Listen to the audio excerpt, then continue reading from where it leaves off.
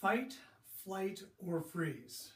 Okay, so first thing you need to know about fight, flight, or freeze is that fight or flight is Psych 101. If you take any kind of a psychology class in college or probably even high school, this is going to come up. Okay? Fight or flight is something that's been around for a long time. Fight or flight is your body's response to a perceived threat. So you hear, smell, see, taste something that sounds, feels like it might be a threat. So think back in caveman days. You're walking along through the woods, you hear the snap of a twig. Oh, oh, oh. What's that? So since we don't know, our body does something that prepares it for fight or flight. It just drains all the adrenal glands straight into the chemistry of your bloodstream, and just your body is ready to do one of two things. It's ready to either fight this intruder thing, or it's ready to flee from it or take flight. Okay? And accompanying all this yummy chemistry in our body is a real feeling of dread that just, my life is in danger. There's a tremendous threat and I have to either fight it or flee it. So that's fight or flight. Now, here's the thing. Along with fight or flight in sports, freezing totally happens. So for the context of sport, we have to talk about fight, flight, or freeze. So your body does this thing where you have this perceived threat called I might lose, or I might lose credibility, or I might look like a dork in front of my friends, or whatever it is, and your body prepares to fight it, flee it, and sometimes we make the choice to freeze. And that happens a lot in nature and in sports. There are little animals that just totally freeze up when they sense a threat. They're ready to run. They aren't usually ready to fight. Their body's doing the same thing, but their choice is to just freeze up and not move and hope they won't be noticed. So this is where you get your deer in the headlights kind of thinking or response, I guess. We all know what a deer in the headlights is. It's when you're driving down the road and your car with the high beams on comes around the corner on a deer, and the deer goes, oh, and does that freeze response. So the deer definitely had the same thing happen inside its body where it was ready to go, but its choice was to just freeze up. So this is what I like to make an analogy to in humans. We humans have a thing about something flying through the air. Okay, so imagine, if you will, a tennis match. Here we go. Ready? That's a tennis match. Everybody's head's going back and forth at once because we're so hypnotized by that ball flying through the air. How about the last second play in a football game when the quarterback throws a Hail Mary? Everybody goes, oh, one way or the other. We either celebrate or we're bummed. But the whole time in the air, we all get hypnotized. How about the last second shot from half court of a basketball game? Same thing. Oh my gosh! And then again, either elation or misery or whatever the response is to whether or not the ball made it in the hoop. So we all do this. Humans do this. And I like to call this not being hypnotized, but hopotized. Not hypnotized, not hobotized, hope-otized. As in, the hope you have that things will come your way has hypnotized you. So when you're hopotized, you're busy freezing.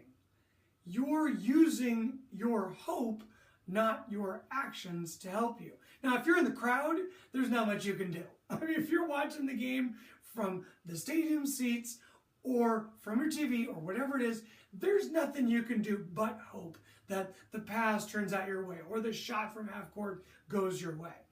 But if you are in the game, you should be acting in the direction of your dreams. And many times we don't. We get frozen. We have this response, this feeling of dread that comes over us, and our response to it is to freeze up.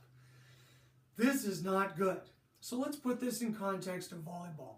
We've all seen the thing where there's a ball that's tipped, or there's a ball that's shanked, but there's a ball that's going to be in the air for a while. It's not hit straight down to the ground.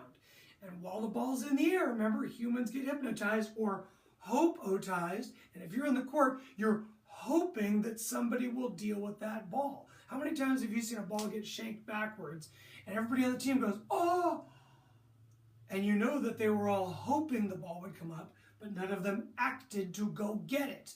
How many times have you seen a ball tipped where 2, maybe even 3 people have some responsibility for that tipped ball, and they both look at each other and they had hoped the other person would go get it. They did not act in the direction of their dreams, which is to win, and to win I need to go get that ball. So what happens to most humans is our normal response when we have something happen is to think about it first and maybe go if we judge it's a good idea. So when that ball's tipped, the first thing people do is think. They go, oh, I hope that comes up. They use their hope first, not their actions. Then they go, I hope they get it. And then because they don't know if they get it or I get it or you get it, who gets it? Ball's on the ground by then. Ball gets shanked backwards. Oh, I hope we get that. Who's going to get that? After those 2 distinct thoughts, it is way too late to go get that ball. It may not be on the ground yet, but it's too far away, traveling too fast.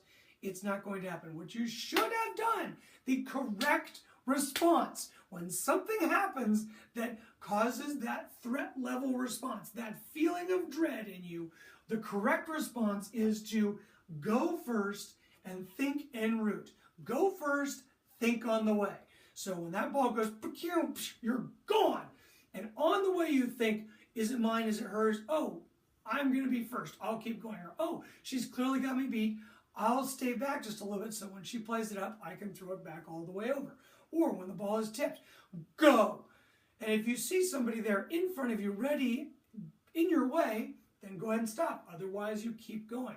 Humans like to think first, maybe go if they judge it to be right. These people don't judge it at all until after they've gone, and on the way, they'll do all their judgments that need to happen. This is the proper response. Go first, think on the way. Now, part of the reason that humans don't do this, go first and think on the way. You think, well, wow, that's not too hard to just go and think on the way instead of thinking first and maybe going. That's not too tough. Well, it is when there's something going on in the back of your mind called, I don't want to dive. I certainly don't want to dive going full speed.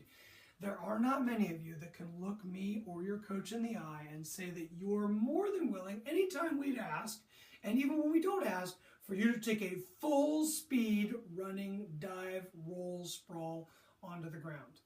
So what you're going to have to do to get really good at going when you haven't gone, acting when other people don't act, going first, thinking on the way, is you're going to have to get really friendly with the court.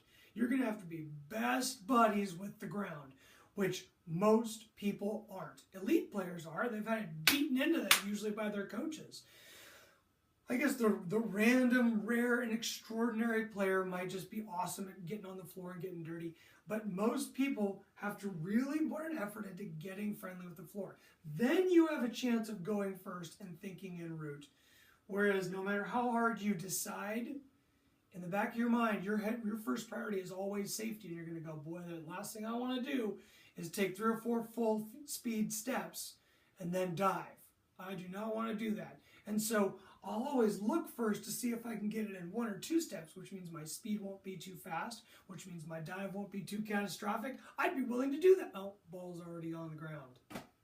This is why people don't dive. I'm telling you, get friendly with the court. This will help with this problem. Then all you have to do is make the decision to always go first and then do your thinking as opposed to thinking first and then going.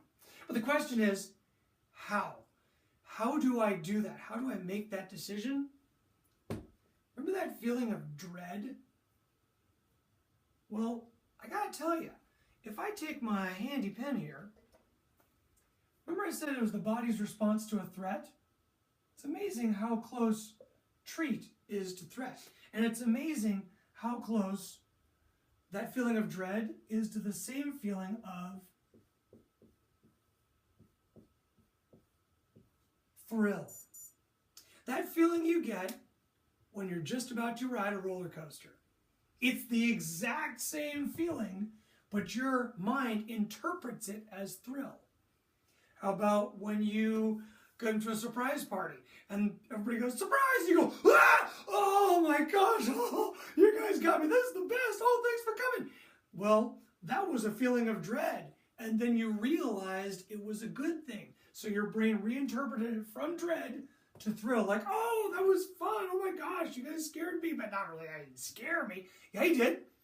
If instead there had been a Tyrannosaurus Rex there, that feeling would not have changed from dread. It would have stayed dread as you ran away or fought or froze. Your choice.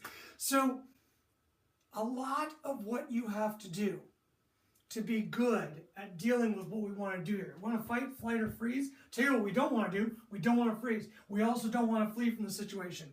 The correct answer is fight. You act in the direction of your dreams. You fight for what you want. If you don't, somebody else will, and they will take it from you. You want that championship. You want that scholarship. You have to act in the direction of your dreams. You have to fight for what you want. To do that, you have to take that feeling of that perceived threat, that perceived treat. Oh, my body's getting ready for a game. That's what that feeling means. That butterflies in your stomach, we're going to call that, instead of dread, that butterflies in your stomach, we're going to get rid of dread and we're going to go with butterflies. That butterflies in your stomach, that's the same exact feeling as the dread was. And it's your body getting ready for competition. Thank goodness your body's getting ready for competition, because I don't walk around school ready to go after my sport hardcore. I walk around my school getting ready to go to the next class. But your body knows when it's time to get geared up and ready to go. And that physiological response, it's your choice how you interpret it.